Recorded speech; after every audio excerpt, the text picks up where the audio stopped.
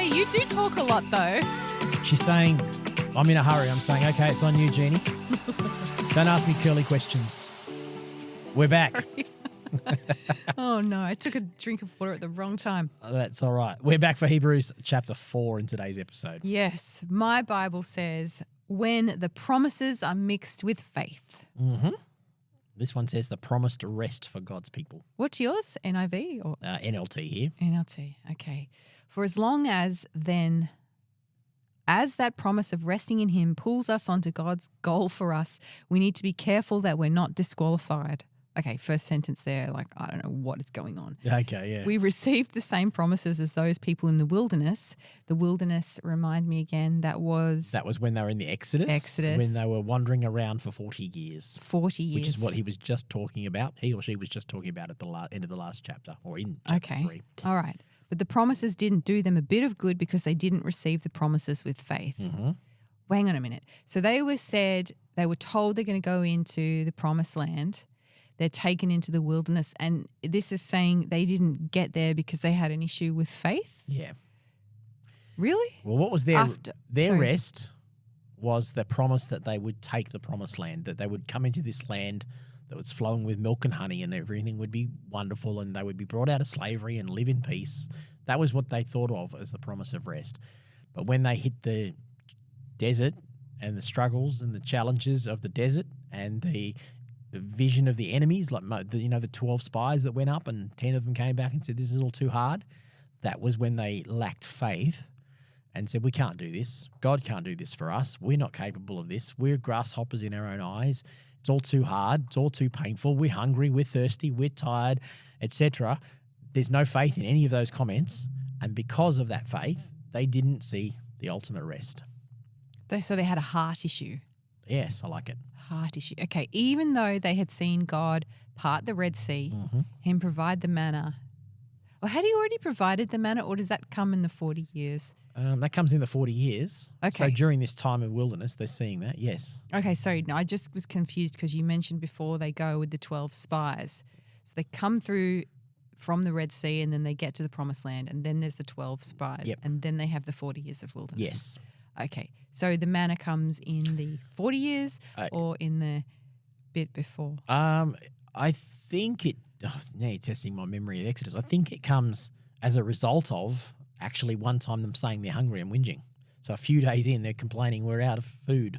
Okay. And that's God's gift of the manna is a gracious response to them complaining that they haven't got any food. So they're seeing God turn up in their lives daily, yes, providing heavenly food daily. Mm-hmm. They see this fire, they see this cloud, they see the Red Sea parting, all of these things. My question to you is, if they saw all of that, what hope do I have to have faith? That is why we need Jesus.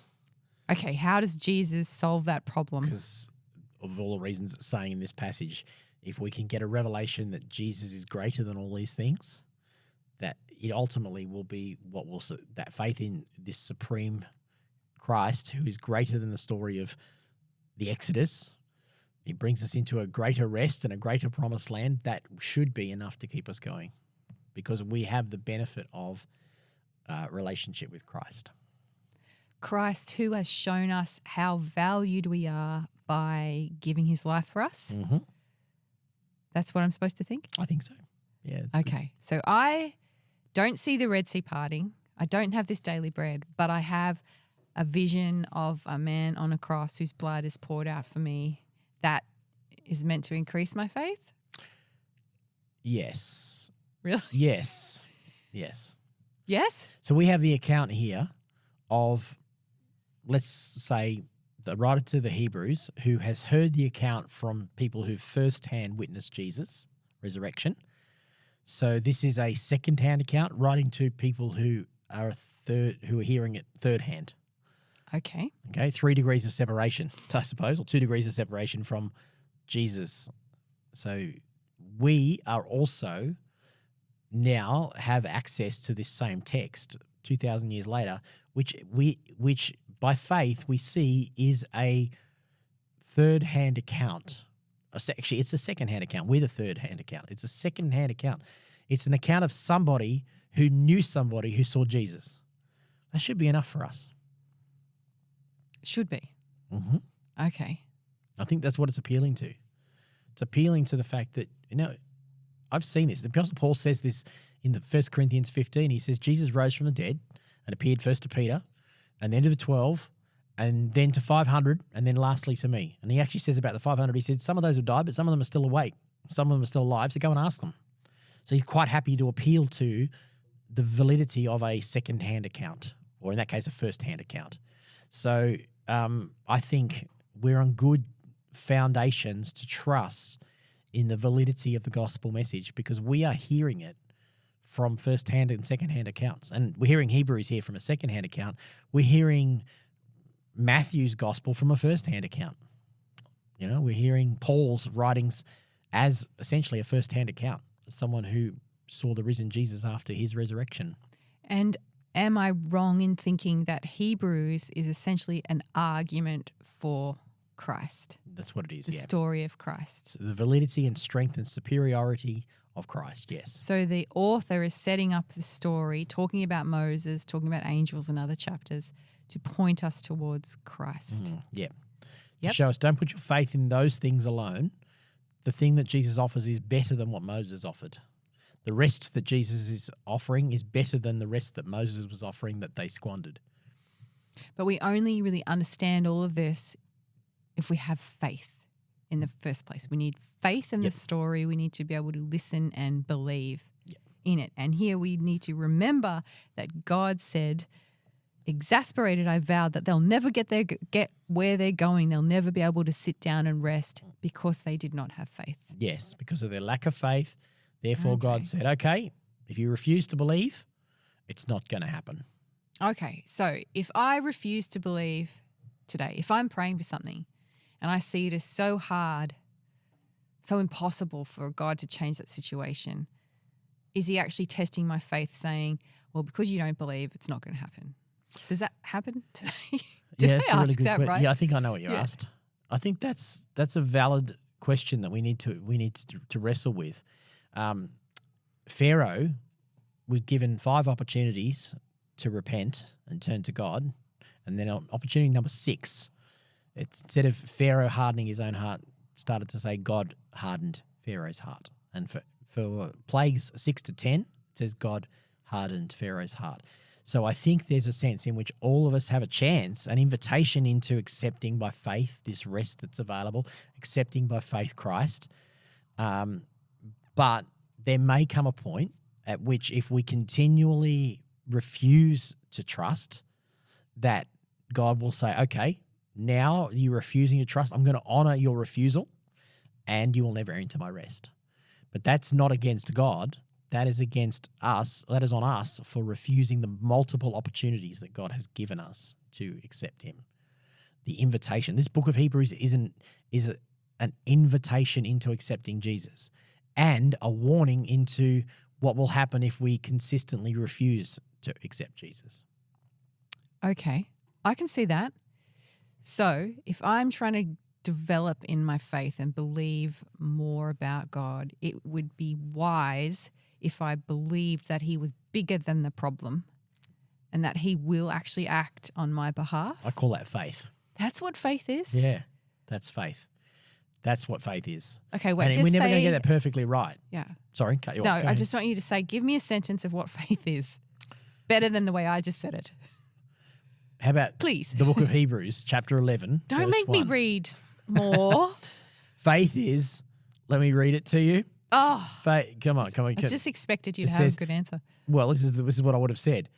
This is the NLT. Faith is believing in things that you don't see. Faith shows the reality of what we hope for. It's the evidence of things we cannot see. The evidence of things we cannot see. So now faith is the surety of those things that we're hoping for, the evidence of things we cannot see, which in its context we're talking about here, a group of people who are trusting, having to trust in what they can't see. They can't see this hope they have for this rest. All they see is the desert. I'm not talking about the Israelites, post-Exodus Israelites. I'm talking about the first century Christians who all they can see is the spiritual desert.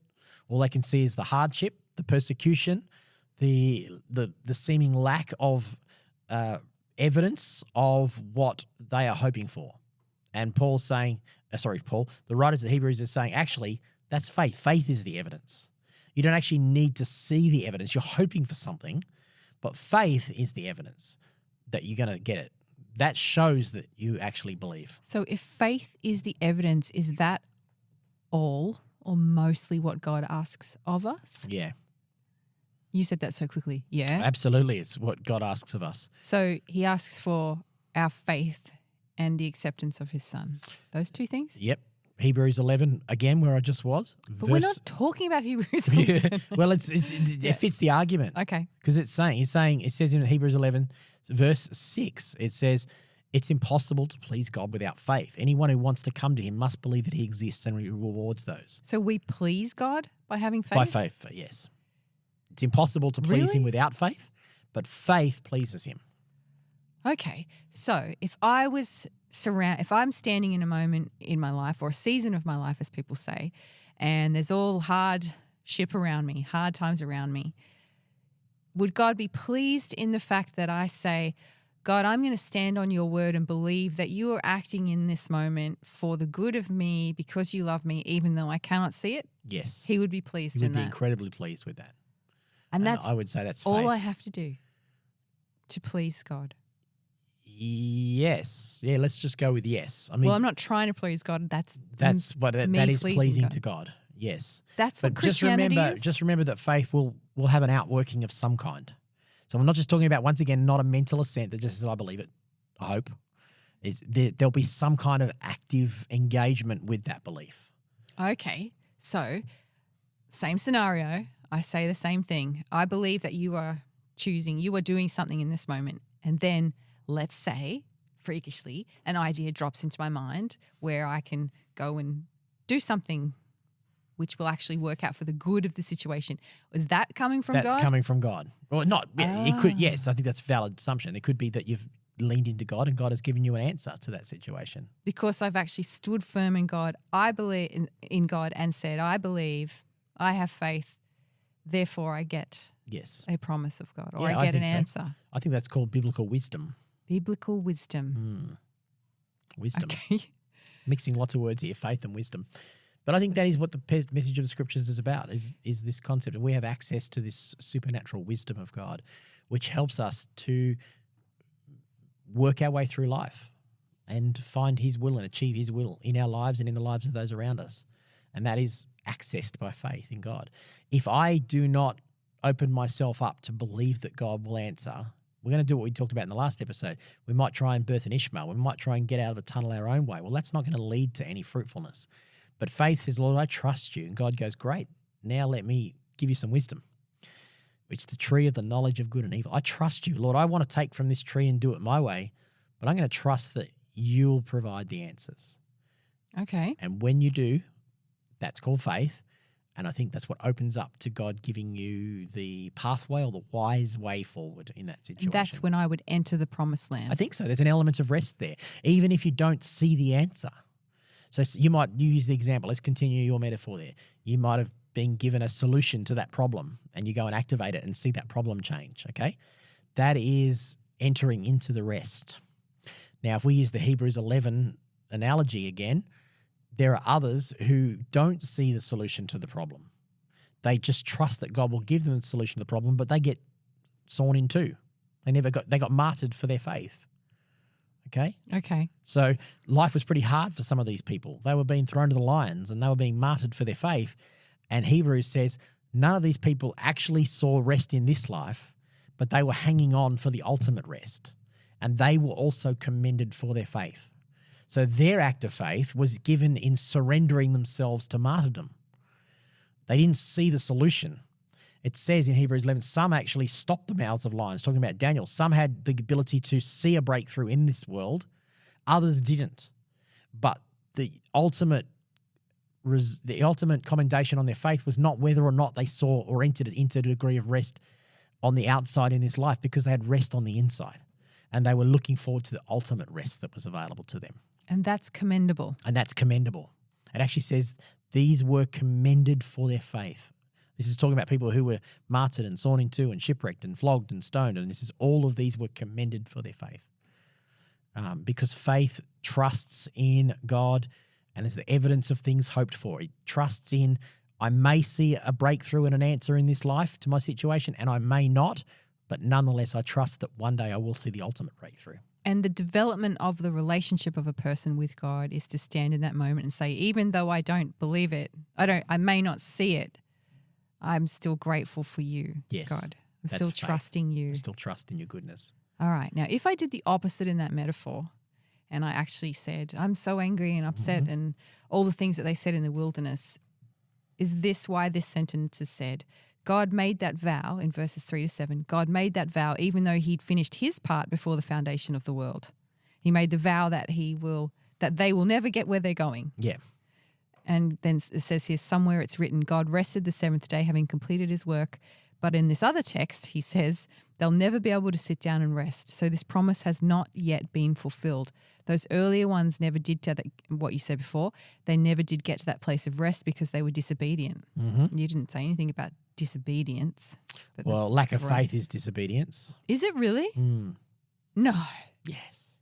Get out of town. Yes. You saying... Anything was not of faith is sin, it says here in the book of Hebrews. Okay, are you saying that every time I hear the verse, if I believe, I can say to that mountain, get up and go, and is that what it is? Yeah, I see what you're saying. What is that verse? Yeah, you shall say, if your faith is small as a mustard seed, you will say to this mountain, get up and be removed from here to there, and it will obey you. Okay. But your next question is, if any time you don't see the mountain move, that you didn't have faith. No, Is that what you're saying? no, not if I don't see the mountain move. It's I'm being disobedient by actually not believing that statement to be true. I see. I think that's the tension of the scripture. I think we have to be able to hold in tension that, yes, God can move this mountain out of my life, and I trust and believe that he will and can. If he chooses not to, that is somehow locked up in the divine wisdom of God that will ultimately be for my good and the benefit of those around me. And so I will still trust him. See, I'm much more comfortable with the thought, I don't believe he will move it. It's the believing, can God move the mountain? Yes. That's harder for me. Right. Yeah. Okay. So I doubt that God can move the mountain. Yeah. I don't doubt that he won't move the mountain. I doubt that he can move the mountain. So they're two different aspects of faith. But it's disobedience. Is that what you're saying? Yes. If we're not believing that God can, I think that there's a degree of disobedience in that. Yeah, it's not the unpardonable sin, but there should be this sense of that is a lack of faith. And we need to ask, remember, faith comes from Jesus. Ephesians says, it's without grace, it's through grace that we've been saved by faith. And even this comes from the Lord. So if we lack faith, we can ask Jesus for faith. Really? Mm. How do we say that? Just Lord, God, give me faith. Lord Jesus, give me more I faith. need more faith. The disciples went to Jesus and said, the quote we just did there, the disciples said, Lord, increase our faith. And he said, look, faith as small as a mustard seed is enough. Is faith a gift then? Yeah. So it's not something we're necessarily born with. It's something we are gifted with. Gifted with. And it can grow. And it can grow. And that responsibility is on us to grow it. Yeah. Okay. And does this have anything to do with the perception of who God is? In my mind, is God a big God? Is he a forgiving God? Is he able to do things? Does my faith reflect who I think God is?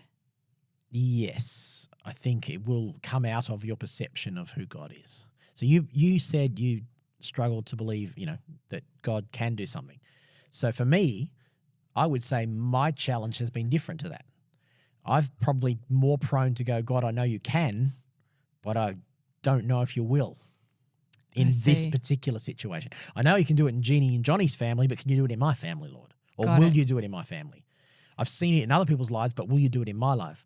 Now, that can still be coming from that same root of doubt as you saying, I don't believe God can, or I'm struggling with believing God can. Ultimately, there's the two sides of the one coin. Either we believe God can or believe God will, but it's still this sense of when we're lacking faith in God's word and promises. I'm looking at you here as a pastor of 30 years or whatever it is, and I'm just stunned that you just said that. I was just being honest about, hopefully as I've gotten more mature, I have gotten to those points where I go, Lord, I believe you will do this. And I think I live with a lot more of that. I live with that sense of, Lord, I'm believing you're going to do this. You're going to bring this breakthrough. You're going to provide this need. You're going to meet this situation. You're going to heal that person. I come more to that position of wanting to believe God will, but I still wrestle with the doubt of, will God will?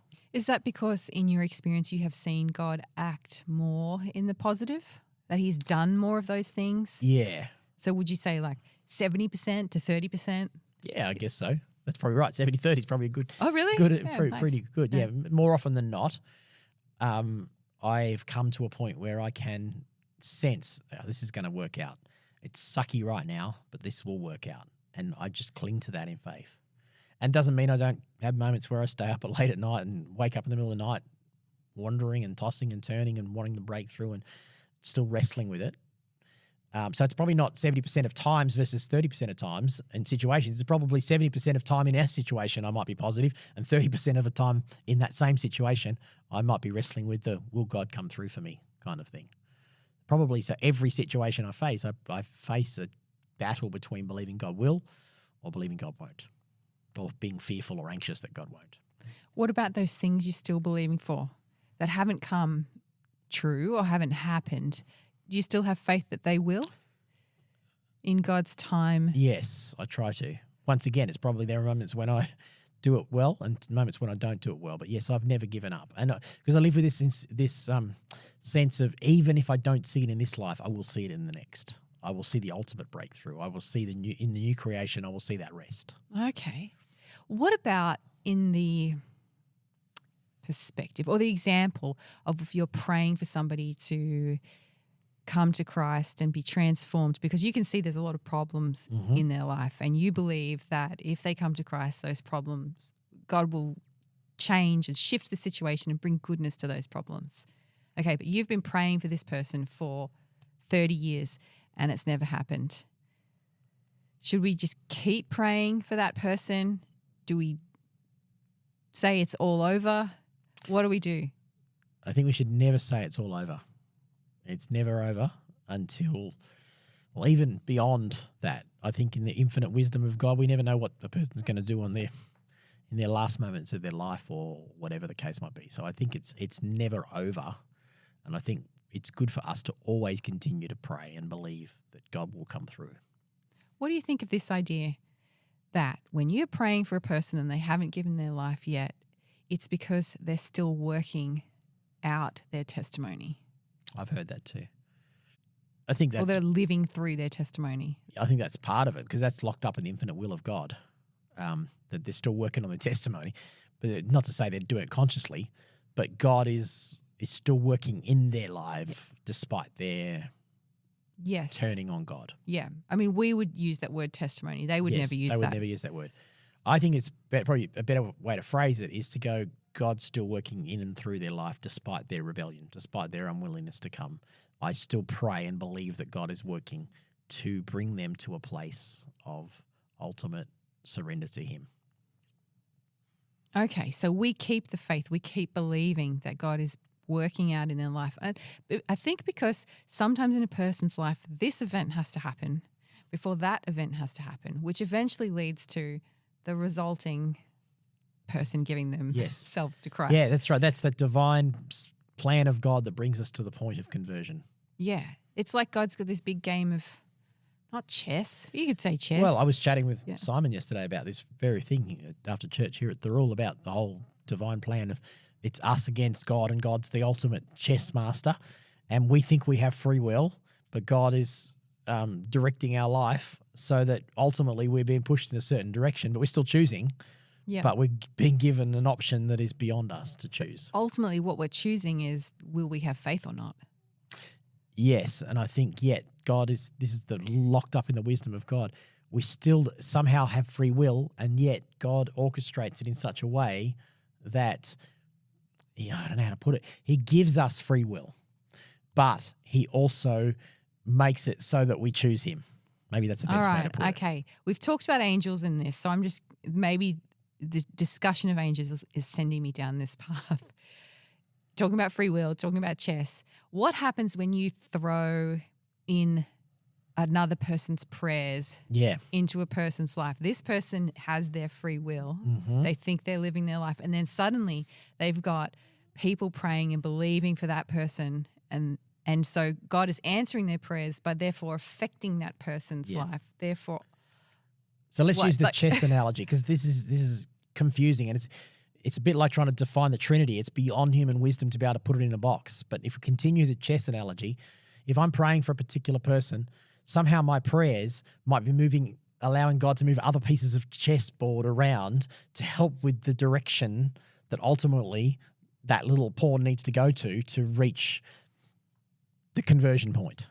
So my prayers are not necessarily bending that person's will, but are shaping in some way. God's using them to shape circumstances to bring that person towards that point of conversion. this is so strange. It is fully beyond our understanding. It's called faith. We don't fully grasp it. But it is doing something. Our prayers are powerful and effective. They are doing something to shape a person toward coming to Christ, because the evidence of Scripture is clearly we should be praying for that. So effectively, you're saying that our conscious thought is able to shift things in the spiritual realm, which will somehow affect another person? Yeah. That's what you're saying? Yeah, and somehow at the same time not violate that person's free will.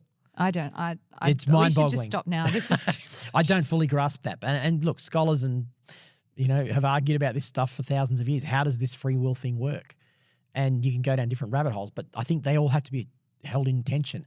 Somehow my prayers can affect other people without violating their free will. They seem like contra things. It seems like it's either or. Either my prayers are going to bend that person's will or they're not. Well, the Bible would say somehow in the infinite wisdom of God, your prayers shape them choosing without them losing the ability to choose for themselves. Is this along the lines of, or rather, is this what Jesus was doing when he said, Peter, the devil has asked to sift you like wheat, but I have prayed for you. I think there might be a little bit of that in there. And when you have turned back, strengthen your brothers, he says to Peter. Yes, so Peter is obviously in the devil's sights, and yet Jesus is interceding for Peter. This is just crazy. Yeah, it's crazy. I don't know how we got onto it. What's it got to do with entering the rest of Hebrews? Well, I don't know. I suppose you're talking about, I get it. I don't know how we got here. How do we enter into, see God's plan come to pass? So this is all Christology it's talking about. And so we have to think about Christ. Christ prayed a lot. Yep. He's suggesting that things are changing in the spiritual realm if we're praying. Yep. This book is so out there, I think. Yes. All right, I'm going to keep reading for a second here. So where was I?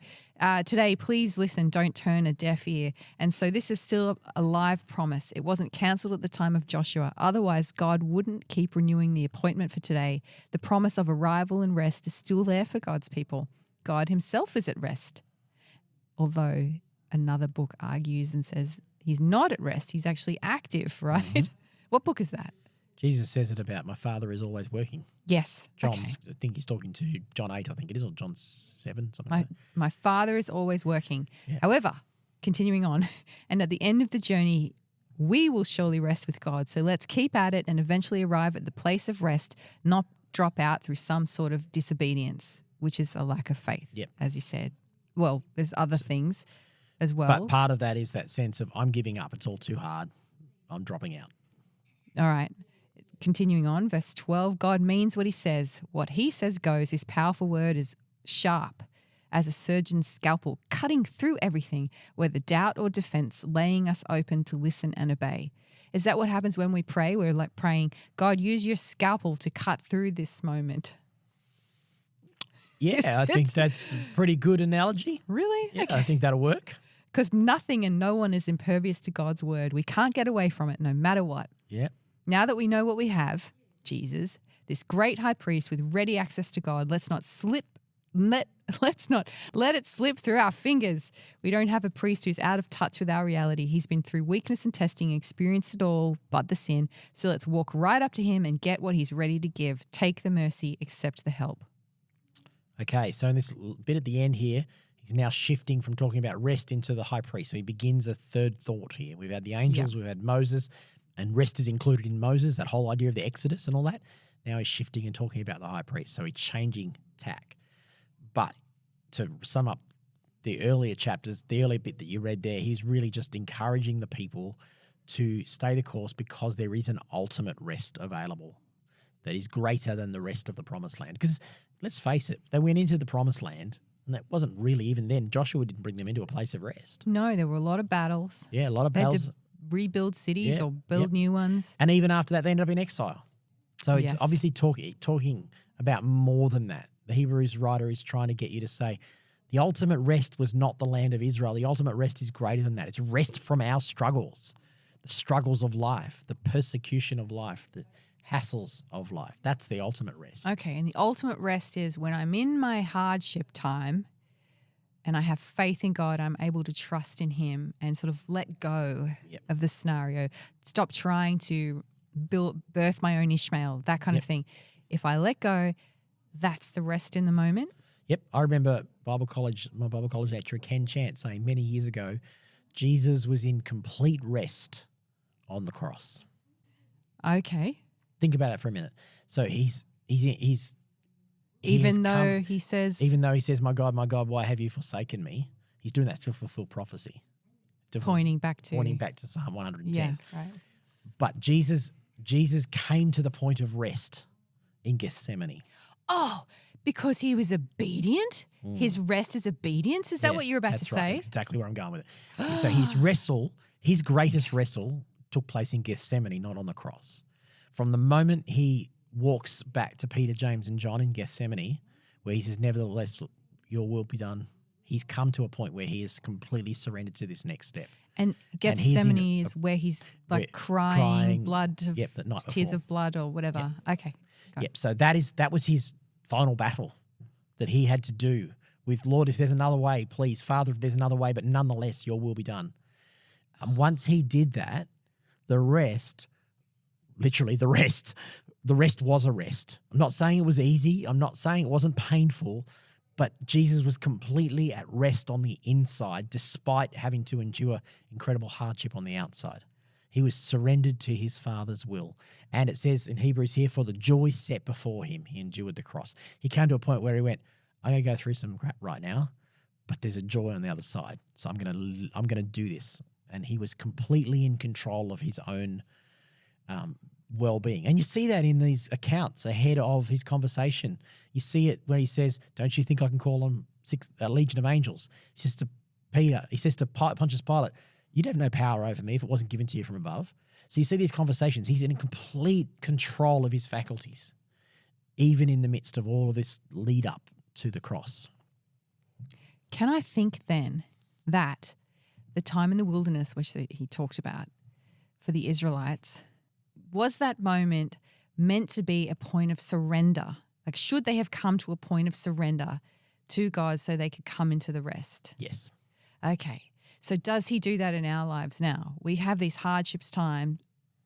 Yeah? You see where I'm going? Yeah, I see where you're going. And it is when we surrender everything to God, saying, you are in control, that we then enter that rest. Yeah, and sometimes we actually physically see the rest. We actually see the problem go away when we get to that point where we trust God. And sometimes the problem never goes away. People live with chronic illness and never see the breakthrough, but they enter into a rest on the inside where they say, well, Lord, even if I never see the breakthrough, I'm looking forward to the day when I will. Which seems to be an unhumanly equality. It does. An inhuman equality. Yes. And I'd argue that it's ultimately the true human quality. It's the one we were created for. So what we think of human is actually the fallen human quality. So when we do that, when we get to that place of absolute trust and faith in God, we're truly human. We're actually accessing the part of us that we were created for. So Christ was truly human on that cross. Yeah. And we achieve our most humanness. Humanness? Oh, humanness. Yes. We achieve our most humanness when we also act in rest and trust in God. And that's when we receive our peace as well. That's right. When you let go. Peace and rest are linked together. And that is growing a person's faith. That is faith. It's the cycle. A cycle. And you go through this one thing and then there's probably another one that comes along and your faith gets bigger, right? Yep. Your understanding of God, your perception of his character grows. Yep. I think that's a good way to look at it. And that's what Christianity is about. I love it when you say this. That's what Christianity's about. I mean, Christianity's about a lot of things, Jeanie. Yes. You always say, let's try and narrow it down to one thing. I'm going, I don't like to do that because Christianity's very vast, but that's part of the Christian walk. Yes. Well, I'm saying that because if somebody asks you on a street, what's the difference between you as a Christian? What should I expect? You know. Oh, well, I would say the simplest answer in those situations is a Christian should be a disciplined follower of Christ, someone who's committed to, as our movement says, someone who's committed to being with Christ and becoming like Christ and doing what Christ did. I think that's what a Christian is. Okay.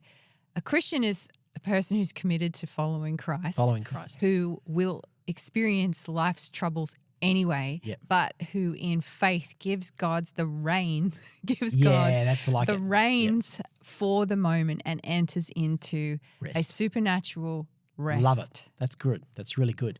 And in the process of doing that, actually cyclically become more like Christ. Wow. Okay. Yeah. I think that's a really good way to put it. I like that.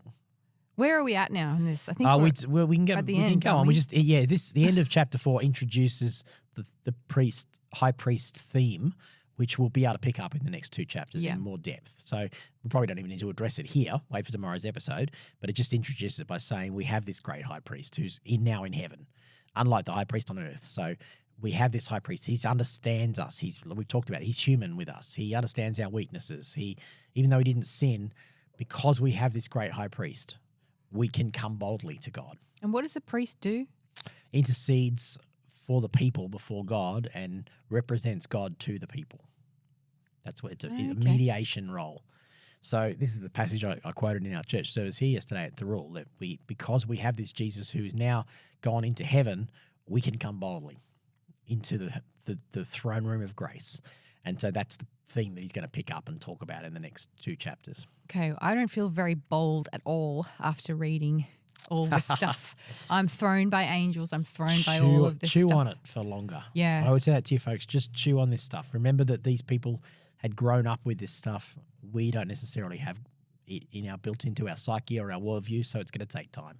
All right, well, let's go there. All right, we're going to go to chapter 5 and start talking about high priests. We'll talk to you next episode. Thanks for listening to this episode of The Bible. Wait, what? Be sure to subscribe wherever you listen to your podcast so you don't miss a single episode.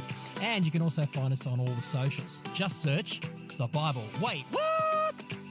And to find out more about our church, just search C3 Camden, C3 Picton, or C3 Thirroul on the web or on the socials. Thanks for being with us today, and we look forward to talking to you on the next episode of The Bible. Wait, what?